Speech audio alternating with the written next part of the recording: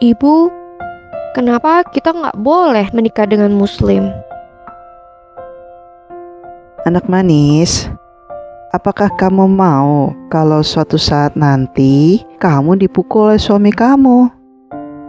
Ya nggak mau, Bu. Nah, itu dia nak. Muslim diajarkan di dalam Al-Quran surah 4 ayat 34 bahwa memukul istri bukan hanya diperbolehkan, tetapi disarankan jika kamu tidak taat kepada suamimu. Lalu, bagaimana dengan ajaran Kristen di dalam Alkitab? Kalau Kristen berbeda nak.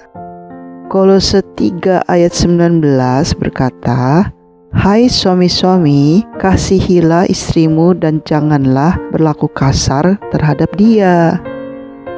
Bahkan di dalam Efesus 5 ayat 25-28 dikatakan, "Hai suami, kasihilah istrimu sebagaimana Kristus telah mengasihi jemaat dan telah menyerahkan dirinya baginya untuk menguduskannya, sesudah ia menyucikan dan memandikannya dengan air dan firman, supaya dengan demikian ia menempatkan jemaat di hadapan dirinya dengan cemerlang, tanpa cacat atau kerut atau yang serupa itu, tetapi supaya jemaat kudus dan tidak bercela.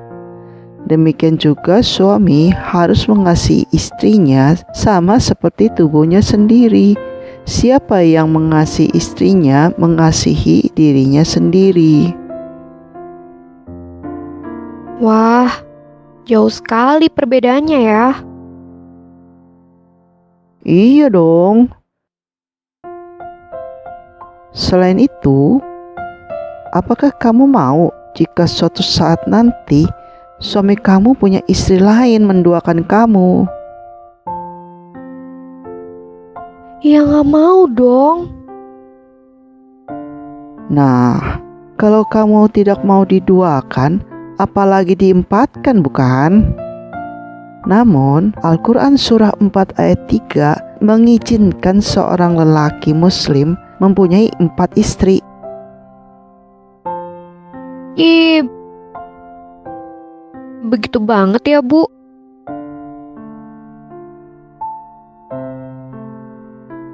Tapi, kalau ada seorang wanita yang benar-benar mencintai seorang pria muslim, sampai dia rela dipukulin dan dipoligami, bagaimana?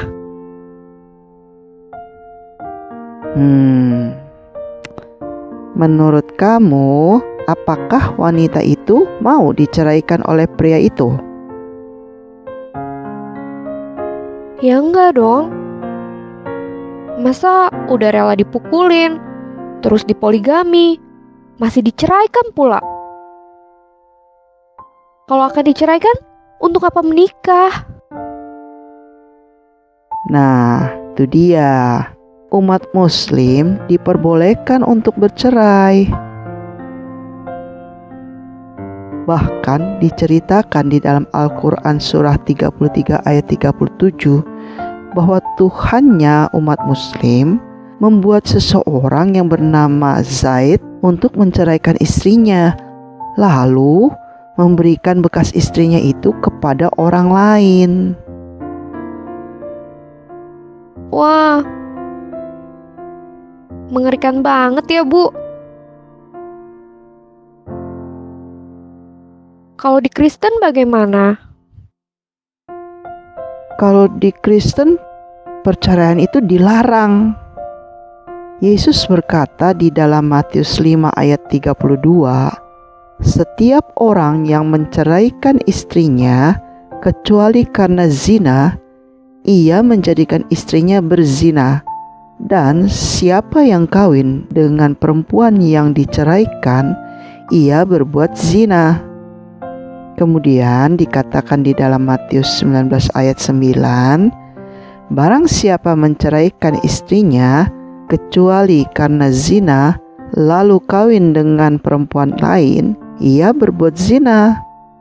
Dan dikatakan di dalam Markus 10 ayat 11-12, Barang siapa menceraikan istrinya lalu kawin dengan perempuan lain, ia hidup dalam perzinahan terhadap istrinya itu. Dan jika si istri menceraikan suaminya dan kawin dengan laki-laki lain, ia berbuat zina. Tapi kenapa umat Kristen banyak yang KDRT dan kawin cerai juga? Tentu saja ada juga umat Kristen yang KDRT dan kawin cerai, walaupun sudah jelas dilarang dalam agama Kristen. Tetapi perbedaannya adalah umat Kristen yang KDRT dan kawin cerai, mereka sedang melanggar ajaran agamanya.